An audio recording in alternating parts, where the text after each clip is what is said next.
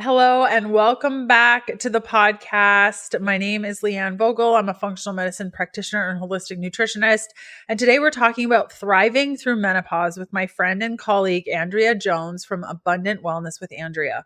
If you're dealing with hot flashes, restless nights, shifting moods, let me tell you, menopause, it is not easy. And if you're wondering what's happening in your body, this conversation is for you. So Andrea and I are unpacking practical ways to support changing hormones through nutrition, movement, restful sleep. We talk about functional testing and even intimacy. What we want you to take away from today's episode is that chasing symptom relief doesn't help in the grand scheme of things. We need to take a bigger picture approach, a whole body approach so that you can feel balanced and energized and confident in this season of life. Because it's really a new season of life. We're entering into a whole new expanse and it can be really brutal for some. So I'm really excited to share these action steps with you. This is a re-release of the episode that I did with Andrea a couple of years ago. And how I decide what episode is going to get a replay or not, I don't know what's going on, but many of us in this community are going through perimenopause right now. And I've received a significant amount of questions about perimenopause, experiencing menopause, hot flashes, management of symptoms, all of it. And so I wanted to re-release this episode because it's a good one. It is a good one. I hope you enjoy our time with Andrea. Hey, my name is Leanne, and I'm fascinated with helping women navigate how to eat, move, and care for their bodies. This has taken me on a journey from vegan, keto, high protein to everything in between. I'm a small town holistic nutritionist turned 3-time international bestselling author turned functional medicine practitioner, offering telemedicine services around the globe to women looking to better their health and stop second-guessing themselves. I'm here to teach you how to wade through the wellness noise to get to the good stuff that'll help you achieve your goals.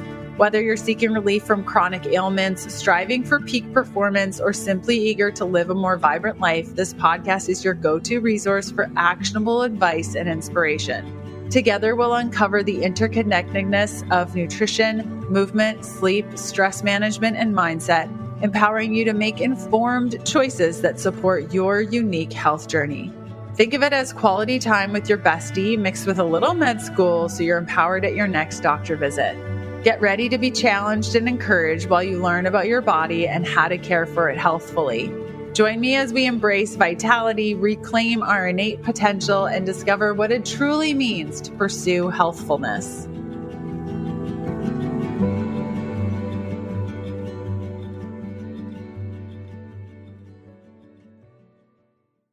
Hey, Andrea, how are you?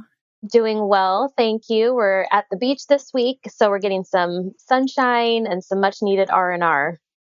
That is awesome. Oh, it's amazing what the sun can do for us of just total relaxation. I know that my body totally feels it if I haven't been in the sun for a while. So I'm glad you're taking that time. Thank you. Yes, as a Pacific Northwest, Westerner, we get a lot of rain and a lot of really dark days. So whenever we can get that break in sunshine is always a good thing. Yes, absolutely. Absolutely. So we had you on the show a couple of months ago in December where we were talking about just like overall hormone health, how to regulate things, how to improve things. And at the end of the show, we kind of touched a little bit on menopause, but we really didn't get deep into it.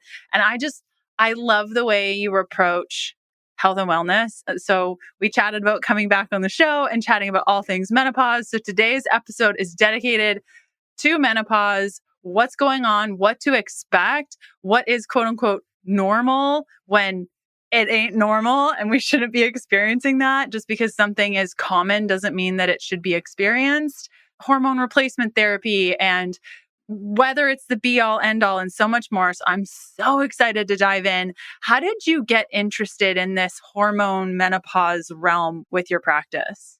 Yeah, it's a really good question. So really, my passion for working with women and their hormones started from my own horrible hormone mess, dumpster fire, whatever you want to call it, postpartum with my first daughter. And it actually was, as horrible as that experience was with lots of postpartum anxiety and depression and insomnia and I could feel that it was very much like a physiologic issue in my body. It was not a physical, like a mental, emotional issue that, my doctors kept trying to push me towards, like, hey, you just need medication. I was like, no, like I'm having heart palpitations, I'm having nausea, I'm having all of these other symptoms that don't like line up, but they were definitely worse before my cycle. Like I could tell something was different, that 1 to 2 weeks before my period. So didn't get any help with conventional medicine and then went to a naturopath who really began to put a lot of different pieces of my puzzle together for me.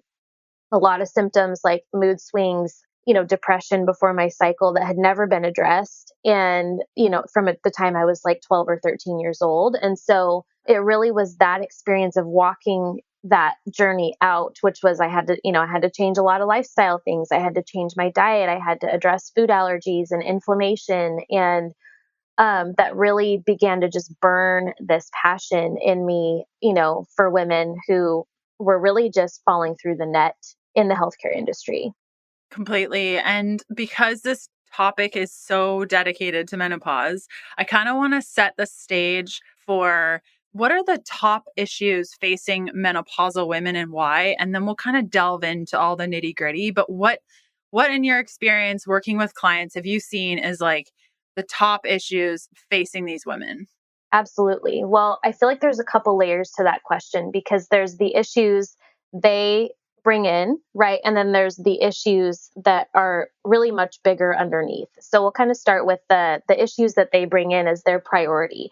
Because I think it's important to talk about that as a practitioner because what we see and hear as the most important thing may actually be different than what their priority is. And we somehow have to find that middle ground of like a starting point. So, biggest issues would be hot flashes, night sweats, insomnia, mental changes. This is a big one. And this is one that often goes missed and undiagnosed by doctors, cognitive and mental and behavioral changes that women experience during menopause. And they're like, oh, I just thought I was getting older and getting more forgetful, but that's actually an indicator of some things that we need to be looking at. Loss of libido, loss of energy, and difficulty losing weight. I would say those are the biggest, most life disrupting symptoms that women come in with.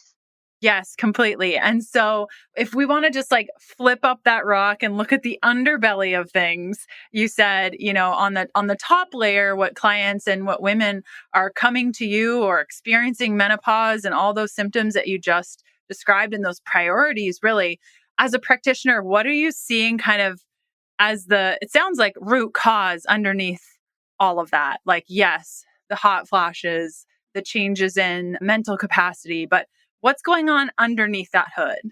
Yeah, I love the way you said that because it really is about that. And honestly, it provides so much relief for people when we can explain to them why this is happening, especially when, if they've tried hormone replacement therapy or even like herbals and things like that to boost their estrogen or progesterone and it's not working, they need to understand why it's not working. And so when we pop up the hood, we can see first thing first that the ovaries stop producing estrogen and progesterone, and then it's the gut brain adrenal connection that then has to start producing those hormones in its place. So my first question is, how is the gut functioning? Is it, motility wise, how is that doing? Is there bacterial overgrowth or, chronic inflammation or chronic stress? That's going to pretty significantly impact not only like their mood, but again, that ability to communicate to the adrenal glands. Adrenal dysfunction is probably one of the number one issues that I see, especially when we do lab testing, as to why they're not able to produce their essential hormones. Because again, it's their adrenals that have to take over that job. And then, of course, there's dietary and lifestyle stuff in there as well that we want to look at. But the primary would be, I would say, liver, gut, brain, and adrenals. We want to make sure that all of that stuff is working properly so that if we need hormone replacement therapy at some point, the receptors are working properly and there's not all of these obstacles, preventing the reception of that support. Exactly. And what person do we know as practitioners that come to us have a perfect liver, a perfect gut, a well-functioning brain, including the glymphatic system working well, draining that brain every night, including sleep. But that's a big piece of the brain health. And then well-functioning adrenals. Right. So, None of what them. Yeah. what I'm hearing you say is even years leading up to the experience of menopause, if there are women listening that are like, menopause, why am I listening to this? It's really important to understand that preparatory phase kind of in the back of your mind: liver, gut, brain, adrenals. I couldn't agree with you more, Andrea. Those four components leading into even overall hormone health at any age, Right. important components. Would you agree? Absolutely. Oh yeah, absolutely. And that's one of the things that I teach in my workshops, because women are, they're like, I'm, a good 10 years away, or I'm a good 5 years away. And I'm like, but really you're not, though, because you're, everything that you do now to support your hormones by managing your stress and dealing with food triggers and inflammation in your body is going to set you up for a much better experience, because a lot of women are relying on their family history, in the sense of like, oh, my mom had really great menopause. Awesome. And that probably will benefit you. But that doesn't mean that there's not work to do, because we live in a completely different environment than your mom had menopause in. So, do you see what I'm saying? And those environmental factors absolutely play a role in that. Completely, completely. And so, really, the rest of this episode, I really want to dedicate to, let's say we weren't set up well and we've experienced menopause, or, we're right on the cusp, we've been like 11 months without a cycle. We're going to experience that moment pretty soon here. How do we move forward in this? How do we kind of manage all these symptoms like you were talking about? I really love that concept, kind of in this episode, going back and forth between what we're experiencing, the hot flashes, those symptoms, and then under the hood, what's going on there. And I love that view for people as we talk through this. Now, I'd like to kind of define menopause a little bit, because when I asked the community what they wanted to hear about today's episode, there were a lot of questions about whether or not medical or total hysterectomy would count as menopause, and when we know we have experienced menopause. Yeah, that's a really good question. So, the technical definition of menopause is more than 1 year or 12 months plus without a cycle, without a menstrual cycle. Now, this can be a little bit confusing. And I do feel like there's a little bit of a gray area, because I will work with women that are like, I went 13 months and then I had a cycle. I would still probably consider them being in menopause, but just that the cycles haven't like completely shut off yet. Because the thing is, that once menses stops, it can be like a 5 to 10 year process of hormonal change after that. And I think that's where, if you think about it as like the second puberty, when we first start our menstrual cycle, there's a good, long period of time that our hormones are evolving and changing. It's very similar in menopause. It's just, if you think about your period as the ascent, menopause is the descent, right? So it's this descent in our hormones changing. So that being said, I would say, 12 months or more without a cycle is pretty definitive what we look at with that. We know that some women have, perimenopause symptoms for quite a bit longer leading up to that. And at the same time, it doesn't mean that you'll experience all of those symptoms once your period stops. You may not have hot flashes, you may not have night sweats, but there are other things that we want to look at, like digestive changes, weight gain, mental cognitive changes that are indicators of health. And then when we're talking about surgical, having a hysterectomy is technically considered surgical menopause. So it is putting your body into menopause by removing the organ. And therefore the organ, or the brain, brain, uterus, ovary, if it was a total hysterectomy, communication, which then does put you into menopause if the ovaries were removed as well. I've been using MitoPure for over a year, and I can honestly say it's made a huge difference in how much I'm able to take on both in and outside the gym. After my workouts, I recover faster, feel less fatigued, and have the energy to keep up with everything else on my plate. MitoPure works by supporting cellular health at the foundation, promoting renewal with a precise dose of urolithin A to recharge your cells and clear out the old dysfunctional ones. Whether your goal is to regain energy, build strength, or simply feel more confident in your skin, MitoPure is the perfect partner for your journey. It's clinically proven to combat age-related cellular decline, and I can feel the results every day. For January only, Timeline is offering 33% off your first order. Don't wait. Unlock your potential with MitoPure today. Go to timeline.com/KDP33. That's TIMELINE.com/KDP33.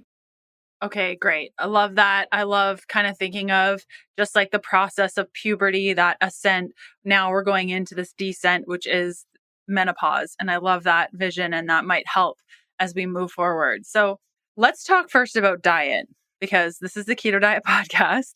And many of the women listening are like, but just tell me what to eat.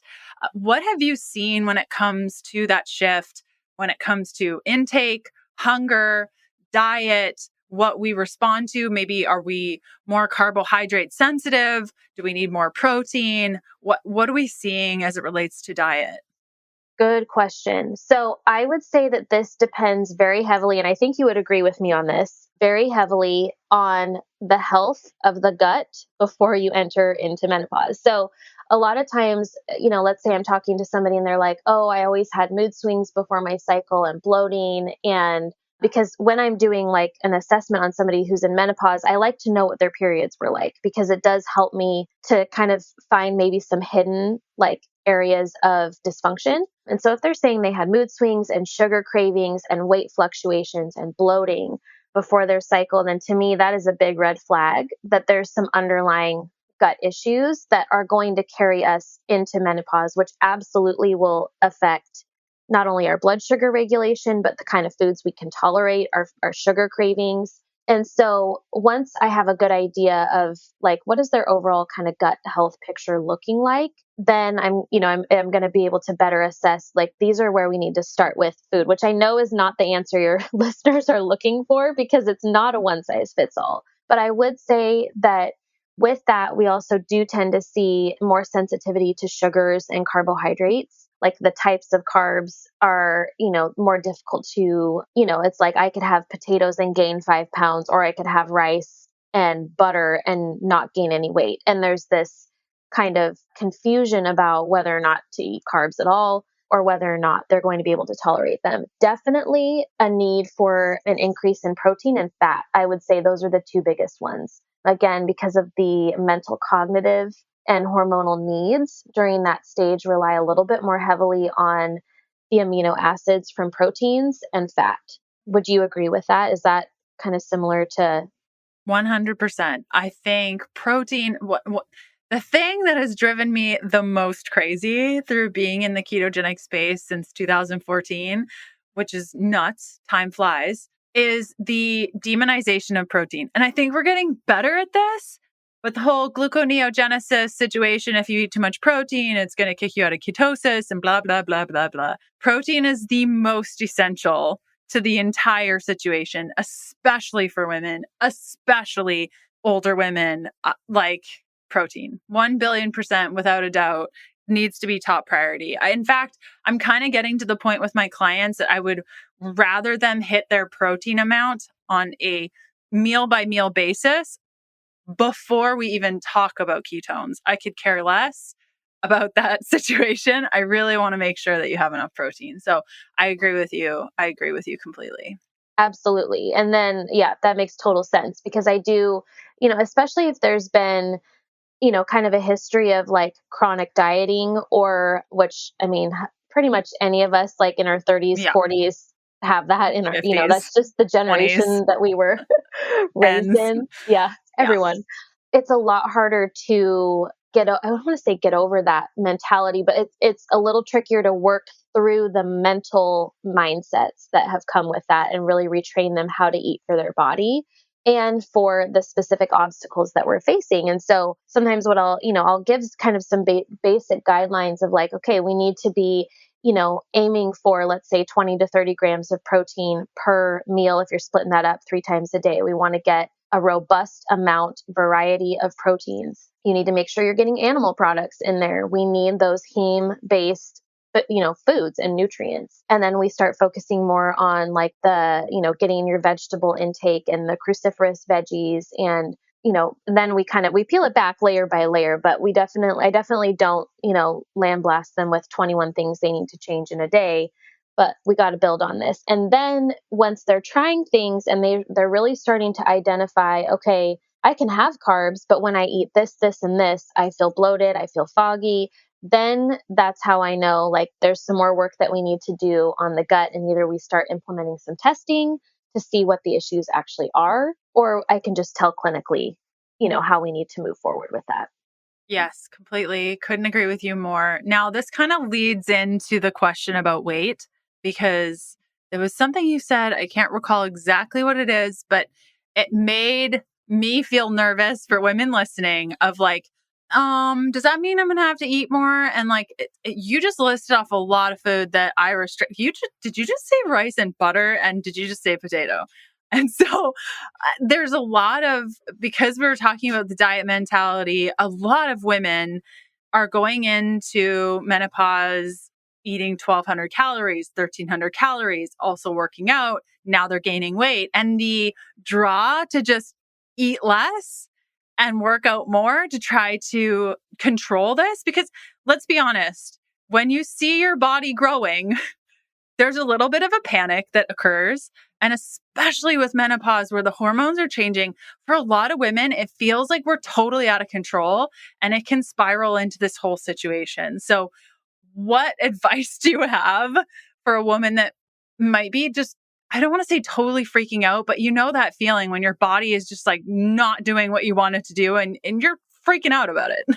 Oh yeah, no, it's real. I mean, 100% real. And it's the same thing like with pregnancy when you start gaining weight, or postpartum when you're supposed to be losing, but you start gaining. And really, there's all these hormonal factors going on, right? So I think it's important to recognize that there is an emotional reaction to that, and that's okay. But we also want to give some space to that emotional reaction and allow us to dig into it a little bit and figure out, why are we responding this way? So that being said, and I think that you would agree with me on this, that weight and BMI are not great indicators of overall health for women.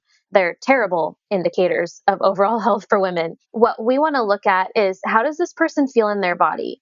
Do they have adequate energy? Are they able to do their daily activities without shortness of breath? Are they able to do something a little bit strenuous without pain, without discomfort, without feeling like they're going to pay for it later, like with some significant adrenal fatigue? And then we want to look at like maybe some basic metabolic, panel blood work type stuff. So we're looking at, lipid profiles and, and like potassium, those kind of things that let us know what is their metabolism looking like. Now, that can take a long time to get to the mental space where that is now your baseline. That's what I now look at for my overall health. Do I like the fluffiness around my abdomen? Not particularly. But do I feel good in my body? Yes, for the most part. So that's my win. Now, that being said, I know that's not everybody's where they're at right now. And so I think for each person, there does kind of have to be this period of redefinition of what is health when it comes to my weight. And it may not look like what I think it's supposed to look like. Like, I will never look like I looked when I was 14. Praise God for that, in the sense of like, my body shouldn't look like that again. I've had babies, I've had miscarriages, I've had a lot of life lived. And so I do think there needs to be a space for allowing some redefinition in the health community with that, and working with our clients through some of that mental stuff, which I know that you do well. That being said, if weight loss is the goal or one of the goals, then what we really need to be looking at again is the adrenals and the gut brain connection. Because where one of the patterns that I typically see, especially when we start digging into testing, let's say, using the Dutch hormone panel and maybe some, complementary blood work, is that cortisol is either really high, like there's an inversion of cortisol, meaning that it's higher in the evening, lower in the morning, or it's completely flatlined. And so there's really nothing for the hormones to draw from. Like, there's no, you can't build progesterone, you can't build DHEA, you can't build any of that stuff with the adrenals working dysfunctionally like that. And that, of course, is going to impact, our blood sugar regulation, Absolutely. Anything that impacts your adrenals will impact your blood sugar regulation. And so there just are a couple other layers beneath that should I eat potatoes? Can I have rice? Conversation that are a little bit more complicated. Would you say that's true? Completely, completely. And I think that leads to the next piece from diet. I mentioned it a little bit, just the working out. And you were mentioning adrenals. And can we expect just naturally that the workouts we did in our 30s, early 40s is just going to look different? Muscle definition will look different. Or can we expect, if we were going to the gym and working really hard on that over a decade before menopause, are we still going to see those shifts? And do we need to change our workout program or just how we're caring for our body? Or is now a good time to start doing those things? Or how do we manage workouts through menopause? Absolutely. And yes, really good questions on that because yes, we should expect that it will change because our bone needs and our muscle needs are very different as we enter menopause. We tend to need things more like weight training, strength training to provide that kind of resistance to our bones and our muscles. But also one of the things that we're learning, I wouldn't say recent, but like recent in medical terms, which is like, right, the last 10 plus years. 20 years. Yeah, who knows? Maybe 20 years. I haven't looked into it recently, but is the role that muscle definition plays in our endocrine system and how, muscle movements, strength training, not being super aggressive, but with some moderation and obviously, if you don't know anything about doing strength training, then find somebody who can help you learn that for sure. But with that, it's that how that strengthens the endocrine system and helps it to function more optimally. So I would definitely say it tends to be much less cardio and a lot more of let's focus on the strength of our body with some cardio mixed in, like, walking to a pace where it's just getting a little bit hard to talk, but you're not breathless. Like that would be a good place for most people to start. And then you'll see your endurance expand from that point. But the aggressive cardio where it's like you're focusing on burning 1200 calories or 600 calories in a session is not an optimal starting point or even goal for most women in menopause. Completely. And not to mention when you're doing that hard of cardio, it's going to ramp up your inability to feel satiated with your meals. Yep. And so it creates this like imbalance of just like, I'm Hungry trying all the to get time. exactly, but I'm stuck. Like I need food right now. And that's usually not helpful when really at any age, unless you're an athlete and require that much cardio. I always feel like it's the women in their like 60s or so, and they're the ones that are always hogging the cardio machines. And I'm like, stop, come over here. Let's lift weights together. Like come over here because it's not going to help. Yeah, totally. So I feel you on that for sure. Agree with you. Okay. Sex drive. That's a big piece and can affect relationships and be super frustrating. Is this a normal experience? What can we do about this? Are there ways around this? How do we navigate this change? Absolutely. Really good question. I would say common, but definitely not something that we have to accept as our normal for menopause. And what I mean by that is there are several changes, both anatomical and physiological, that lead to that. So you have the loss of lubrication because estrogen is lowering, right? That can lead to pain during intercourse, which obviously is not an ideal situation. We also have like changes to the structure of the pelvic floor because of those hormone changes that can lead to pain and discomfort. So it is important to look at that as well.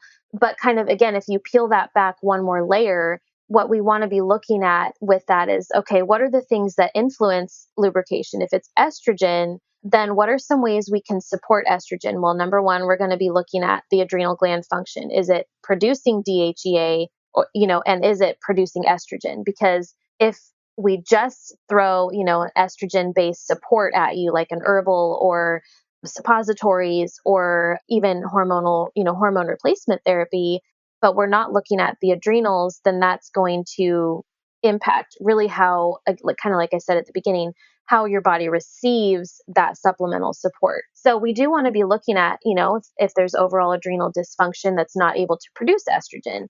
typically when we start supporting the adrenal glands and the gut, we will notice positive improvements with libido. Sometimes, there's other factors in there that we need to look at as well. But generally speaking, we've seen that improve with women, by supporting those different processes, supporting lubrication, getting some pelvic floor care. Pelvic floor physiotherapy is amazing at just identifying if there's anything structural that's changing, if there's any prolapse or, along the spectrum of prolapse that would be leading to discomfort in that area. It's not something that we just have to tolerate by any means. And there absolutely are great resources out there now to help us overcome that. So I would say common, but not normal, and definitely not something that we want to just accept as like the end of our era. Completely. And we're probably going to talk about this as it relates to hormone replacement therapy, testosterone pellets, which are the bane of my existence. In just a moment, we're going to talk about hormone replacement therapy. I have one more question as it relates to just overall symptoms and management of these things as we experience menopause, and that is sleep. Mm. Are you getting any? Because most women aren't when they're experiencing menopause. Usually the thing is I fall asleep fine, but then I'm waking up every 1 to 2 hours, or I wake up at 2:00. I can't fall back asleep. I don't remember what it's like to sleep through the night. What's going on there? Do the adrenals have something to do with it? And how the heck do we get more sleep? Such a good question. And yes, absolutely. I will say typically the women that I see that with are women who also tended to experience mood and insomnia around their cycles as well. Not 100%. That's not like, an NCBI study of, 1,000 people, but just as an observation. So with that, there's two big things that I look at here. Yes, adrenal function. We want to look at what the overnight cortisol pattern is doing, because there can be, either if the cortisol is too low, then that can cause sleep issues. If it's too high, that can cause sleep issues, in part because of also how it impacts blood sugar, right? And that can cause some night waking for women. The other piece to this is those neurotransmitter changes or the brain changes that we talked about earlier in the episode.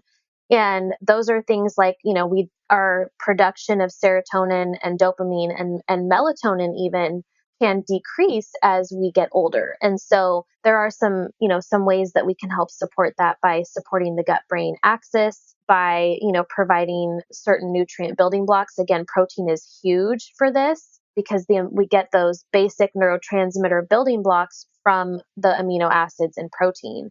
And so sometimes that protein deficiency will show up with insomnia and sleep issues. Completely couldn't agree with you more. I know that when I personally increased my protein substantially, I have been sleeping so much better. Yes, completely. And so to kind of like wrap up, we've talked about diet, we talked about weight, workouts, sex drive, sleep. These were like the top key things on top of the hood. We've talked a little bit about what's going on in the root cause of this. To kind of wrap up this section of our episode, I'm hearing you talk a little bit about testing. You mentioned the Dutch, you mentioned some GI tests, maybe like the GI map sort of thing. You've talked about blood work. Would you kind of summarize that if a woman is experiencing menopause or even a little bit before, kind of like in that gray zone, would it be beneficial to kind of do an under the hood check and do some of this testing to kind of determine what's going on and how to support?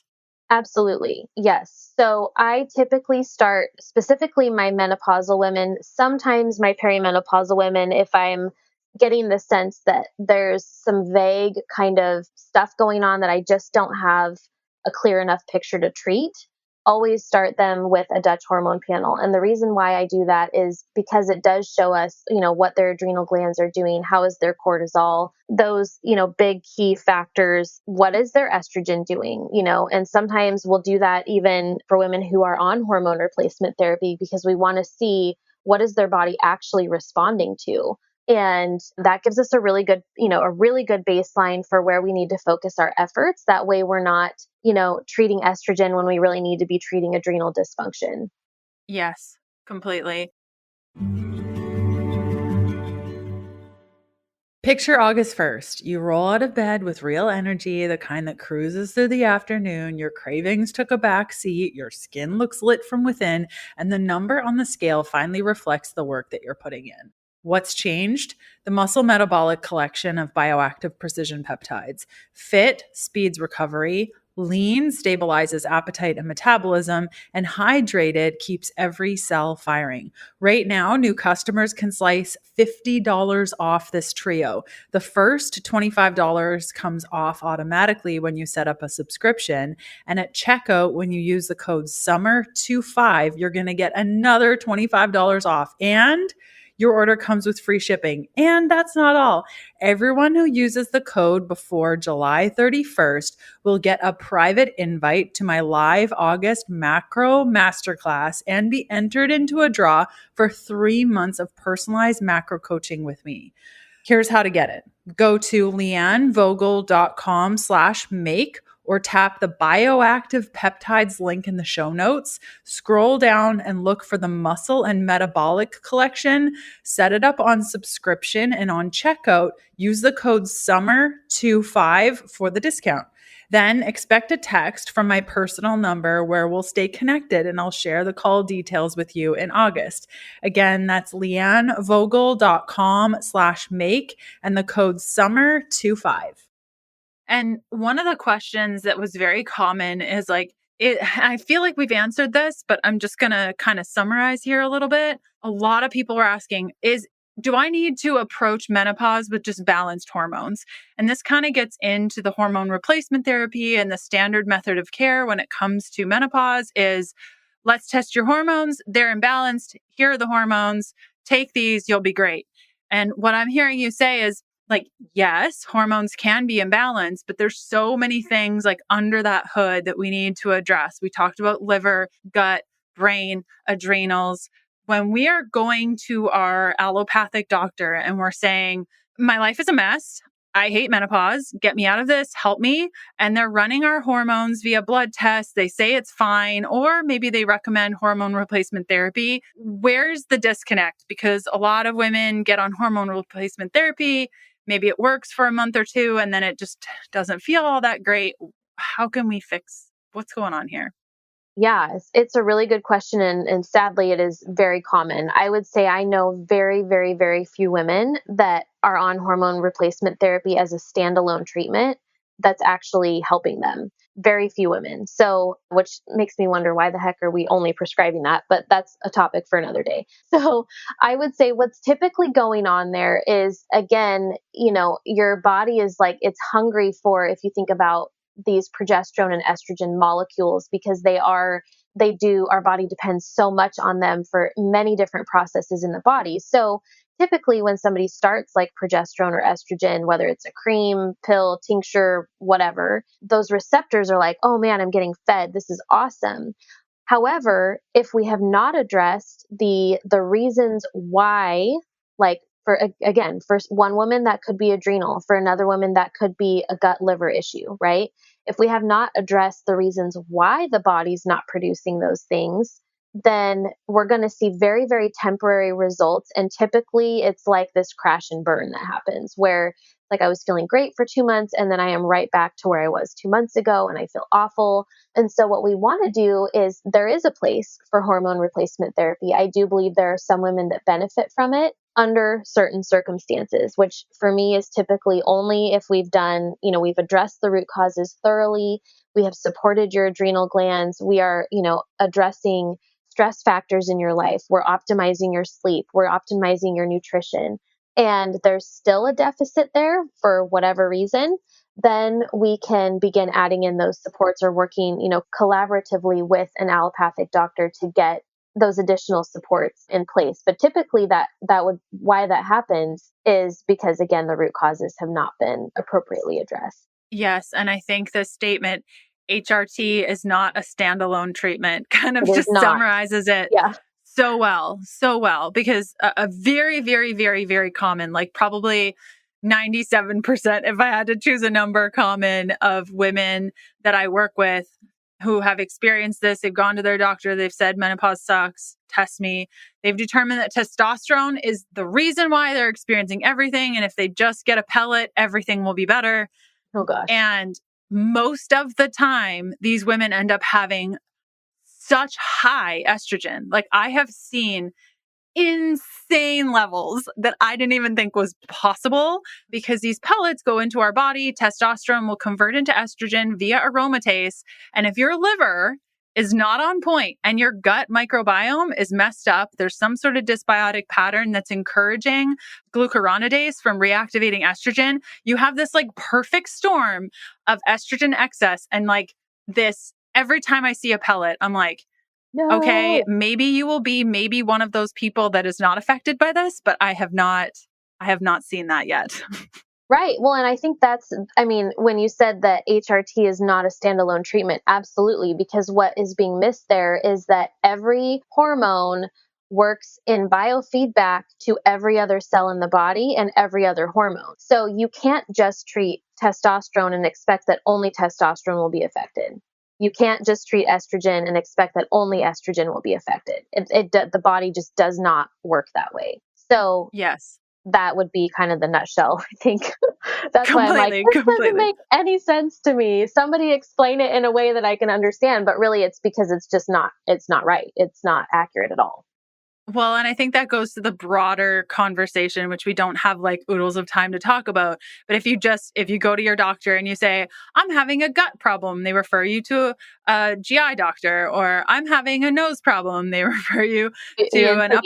Yeah, exactly. And so we have these like silos, and there's lack of understanding that the body is a holistic being, and what you do to this is it's sort of like the whack-a-mole game, right? Yes. You hit one and then three pop up and you're like, what the heck? And so I don't want this conversation to end up being poo-pooing on HRT. I am personally on HRT, having had hypothalamic amenorrhea due to an eating disorder for as many years as I did. My adrenals will just never be perfect or even close to perfect. And I have to take DHEA. And so that has been just incredible for me. And along with the other things, that liver, gut, brain, adrenals, parasites, metals, all the different things culminate into this perfect holistic program for me. So I don't want anyone to hear this and be like, they just poo-pooed on HRT. No. No, it's not great. At all. Yeah. Yeah, it's cool. And it has its place, just like you said. I mean, I had a brain injury from, let's see, 2010, that went undiagnosed, that was right in that pituitary like area of my brain that absolutely, like that's something, and it affected my adrenals, which is part of the reason why they still kind of tend to be on the weaker, lower functioning side. And so there is absolutely a place for understanding, just like you said, that sometimes there are these variables that we, thank God we have HRT for those situations so that we can support the body as part of that puzzle piece. Yes, completely. And so to kind of like wrap up, if you could give some advice to individuals, what are like 5 things? Because we talked about a lot of stuff, and some of the stuff was like pretty topical and things you can do, and other stuff is like, now you have to hire somebody and do this test and all the things. What are like 5 things that a woman could do like to improve their situation with menopause like pretty quickly? Like what are some of the steps they could do and start thinking about as they move forward on this journey? Yeah, I would say number one is to look at this as a journey, and that, there is not a pill that's going to necessarily solve the journey, but if we can accept it as a journey and a process, that can be really helpful. 2, I would say, work on getting a handful of some sort of vegetable on every plate that you have throughout the day. You would be amazed at how much just getting those phytonutrients throughout the day. And if you have to start with way less than that, like a teaspoon, because you're not used to eating that many vegetables, that's okay. Start somewhere, but aim for that. That's going to provide you a lot of, the fiber and the bulk, but also the phytonutrients. Staying hydrated is probably the most underestimated liver supporting tool, without, for lack of a better word. And by hydrated, I'm not just talking about water, I'm talking about minerals, because I know we talked about that last time too. So making sure you're getting hydrated, you're getting, approximately half your body weight in ounces of water. That's a big one. Looking at your sleep patterns. And if sleep is a really big struggle for you, I would still encourage you to look at that 9 to 12 p.m. window and create some sort of relaxation habit during that window, even if you're having sleep problems. So if you're having insomnia, it's really easy to be like, well, I'm just going to stay awake because I'm going to be awake anyway. When really we still need to kind of train our body to get into a state of relaxation that's going to help, kind of mitigate that cortisol, adrenal stuff that is impacting the sleep. I think that was 4. I'm trying to think of a 5th one. Protein. Get protein. Pay it, first step is just start making a list of what you're actually eating and getting a kind of a rough estimate of how much protein you're actually getting with your meals. Because I know for me, I grossly overestimated. I was like, oh yeah, I'm for sure getting, 75 grams and not even close. Like half. Yeah, maybe 20, it was not ideal. So really looking at that and seeing, oh, I'm really not getting enough protein. And that is, like we talked about, it's a big deal. So start there and then start, testing some things out as far as protein sources that your body enjoys and that you actually enjoy eating. And then work with somebody if you need to. Yes, completely. On protein, I've discovered that there are certain types of protein that will fill me and satiate me and give me better energy. Like a protein powder just fills in the gaps. It doesn't really do much except help me hit my macros. So if you're relying really heavily on protein powder, that could be something. I know that for myself personally, beef, oh man, when I eat that stuff, I am Wonder Woman. It is so great for me. Turkey works better than chicken. Those sorts of things. Like that's what you're talking about, right, Andrea? Is like getting detailed of like, what are the things that light you on fire in a good way? Like, how do we rev things up? And those details, I think you'd be surprised at how much you can do with just those little shifts. And I agree with you on hydration. It is very rare to see blood work of a person that's well hydrated. I have one client that drinks a specific type of water. And every time I see her blood work, I'm like, I really need to invest in this water maker because your hydration is the best I've ever seen. That's amazing. Hydration is so key. So I couldn't agree with you more. Andrea, thank you so much for coming on the show today. It is always such a blast to chat with you about things. I just love it so much. Oh, thank you so much for having me. It's always a privilege. And I always learn something from you every time I listen to your show. So thank you so much. Wow. Well, you're welcome anytime. And I will include your show notes and links and all those sorts of places. Where can people find out more from you, get in touch with you? What are the best ways to do that? Yeah, the best way is on my website. It's www.abundantwellnesswithandrea.com, or on Instagram. I've got a ton of stuff on Instagram that I love the engagement there. So that's at Abundant Wellness with Andrea. Amazing. Thanks again for coming on the show. Have a great day, everyone.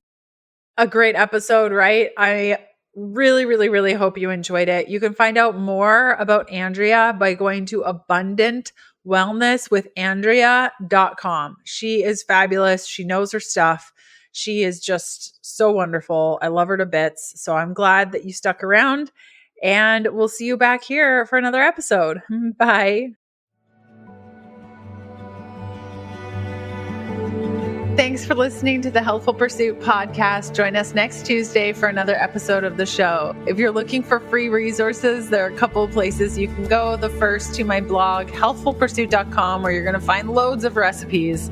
The second is a free parasite protocol that I've put together for you that outlines symptoms, testing, and resources to determine whether or not you have a parasite, plus a full protocol to follow to eradicate them from your life if you need to. That's available at healthfulpursuit.com/parasites. And last but certainly not least, a full list of blood work markers to ask your doctor for so that you can get a full picture of your health.